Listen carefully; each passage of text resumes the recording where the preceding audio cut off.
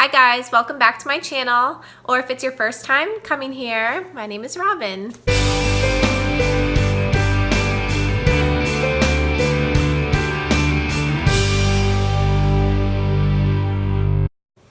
So my husband and I have been trying to start our family for about 2.5 years now. I was diagnosed with PCOS, polycystic ovarian syndrome. You'd think I'd know it by heart now. And my husband has some issues on his end, and the struggle has been real. I just didn't realize the emotional toll that this would have on us, and it started pretty early. I would say by the time we were at 9-10 months, I was already really kind of obsessing over getting pregnant and what the problem was, and it's gotten better actually as time's gone on. I really started to kind of do some deep thinking and trying to use my own coping skills, but as much as it was getting better, each month was also getting a little bit harder. So the first 25 days of the month would be fine. I'd get over getting my period, I'd move on, and then slam into getting my period, and I would just cry all day, all day long. I would cry off and on. If somebody made the wrong comment, I would just lose it. Even if we were out at a bar, out with friends, the smallest trigger could just send me into tears. So about, I would say, 6 months ago, we were at the 2-year mark, and when I got my period, then I said, I need to go see a therapist. I think that will be helpful to me. A couple days passed. I think it was like a Saturday, so there was no one to call until Monday. By the time Monday rolled around, I was fine, and I said, you know what, no problem. I can handle this. I got this. So this cycle kind of kept happening for a solid 6 months, where I would get my period. I would say, you know what, I really have to call, but then I would kind of chicken out and wait a couple days, and by the time those couple days passed, I no longer felt that I needed the support that a therapist could give me. This is going to sound probably so minuscule to you guys, because I know so many people have had significant losses or miscarriages or family tragedies. I mean, there's so many bigger things than what I'm about to share with you. But this month, when I got my period, I was in the bathroom and wiped, whatever, and my husband came screaming at the door, and he was like, we have chickens, and he was like, Willie is on the ground. Willie is was one of our chickens. And I went outside, and our cute, beautiful chicken was just dead in her coop. And I know that sounds so dumb, but our chickens are more pets. We have 6 of them, so they were our pets. And losing Willie on this particular day just sent me off the deep end, where I cried for 3 days in a row, and I'm not kidding. I just kept crying, losing control of my emotions. And I was like, I don't think this is just about the chicken. I think this is a much, much deeper heartache that I've just been holding on to. And, I try and push through it, and I try and, I might get emotional now. But we just try so hard to pull ourselves together each and every month. And it's really dang hard to do. So, sorry, I'm not really ugly crier also. You should know that about me. But I decided it was time to go seek some help and get a therapist. So I went one time, and I really liked it. It wasn't exactly what I expected.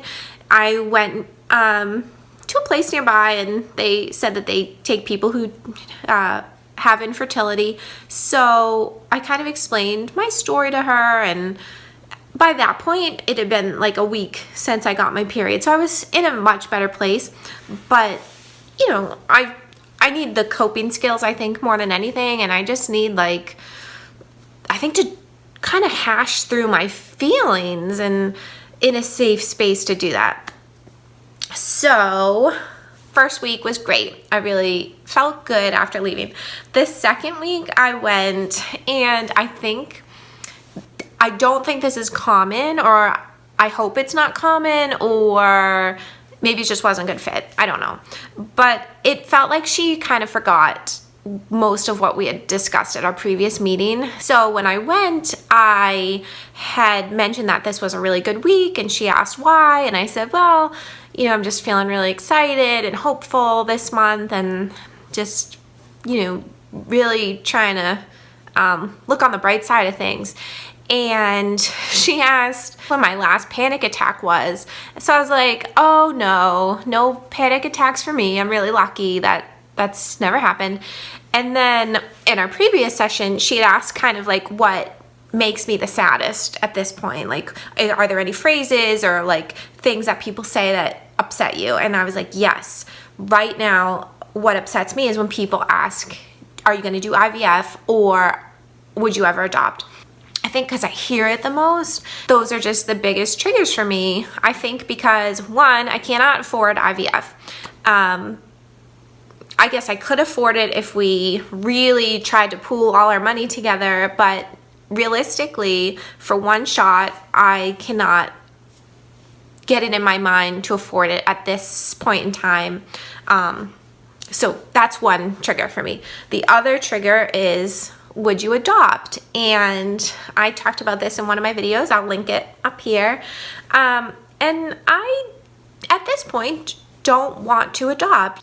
I know that it's a beautiful, wonderful thing, but I'm just not ready. I think you have to grieve the baby that you're not going to have before you can fully commit yourself to adoption. And I am not there. I think that we will have kids. I can feel it in my bones that we're going to have children biologically. I just think it's taking a hell of a long time. But should I be wrong? Adoption is certainly on the table, but that's in the future for me, not now. So I go off on tangents, so I'm sorry. Let's bring it back. So at this meeting, she says, well, I understand you're upset about fertility, and I know that this has been challenging for you. Would you ever do IVF or adopt? And I was like, are you shitting me? Like, that's like the two things I told you that upset me. And I don't know if maybe they do that on purpose to see how you react. Like, maybe that's a way where they can gauge how upset this comment makes you. You know, maybe it's a therapist tactic that's pretty common. To me, it just felt like another person is asking me the same thing that I hear every time I share my story. It's like I tell someone and they say, I have an idea. Would you ever adopt? Would you ever do IVF? And it's like, no.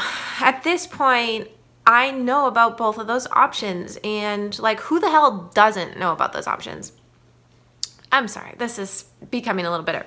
But anyway, let's track back. I decided that at that appointment, I was like more discouraged. I was like, well, this isn't really going the way our first meeting went, and I'm not leaving here feeling better than when I came. So I went for one more appointment with the same woman, and it was fine, but it also wasn't totally therapeutic. It was a lot of like her kind of looking at me and waiting for me to speak, and I figured because I was in a good place, so these were every week too. So it was week 1 was like a week after my period, week 2 no problem, week 3 still no period. So at that week 3 appointment, I said, you know, the next couple weeks could be emotional for me depending on how, you know, the tables turn. So can we go over some coping skills? And I said, I live in Massachusetts. I love to go on walks, but I'm a very fair weather person. So like walking in the snow isn't super appealing to me because the weather does kind of go from like freezing back to above freezing, and then everything's muddy. So I was like, I need some more skills besides walking, but I want it to be active. So her suggestions were knitting, which isn't really active. I guess it's active for your fingers, but it's not particularly active. And her other suggestion was deep breathing, which again is not super active. I guess in the context of deep breathing and yoga, I think that's a great idea, but I do all these things anyway. So for me, I was like, well, I think I'm done seeing this particular therapist. Also right now, it's a good week for me, you know. I'm a optimistic person, like almost to a default. So I get really excited and then kind of build myself up for the potential of being let down. But that's who I am. And 1 month I am praying so hard that I won't be let down, and we'll see how it goes. So anyway, I'm wondering if because you made it all the way through this video, maybe you are also going through some fertility struggles, and maybe you have some coping skills that are active but also environmentally friendly, so I can, I don't know, do something indoors. Like sometimes I even go walk around the mall just to like be a little active, because I'm a couch potato by nature. So I need to physically go somewhere and walk around in order to get moving. Of course I have a gym membership, but it's rarely used. So that should really probably be on the top of my list. But anyway, have you ever seen a therapist? Would you go see a therapist? Is this a normal experience? I feel like maybe it just wasn't a good click and I should try again somewhere else. But at this point, I feel like I've kind of crossed it off my list. I went, I tried, and maybe down the road, it'll be something I'm interested in again, but kind of discouraged at this point. But I know lots of people have lots and lots of success. So I am all ears. Please leave any comments down below. I love hearing from you, and please subscribe to my channel. And I hope you have an awesome day. I'm sending everyone so much love, so much happiness, and I hope you have a great day. Bye.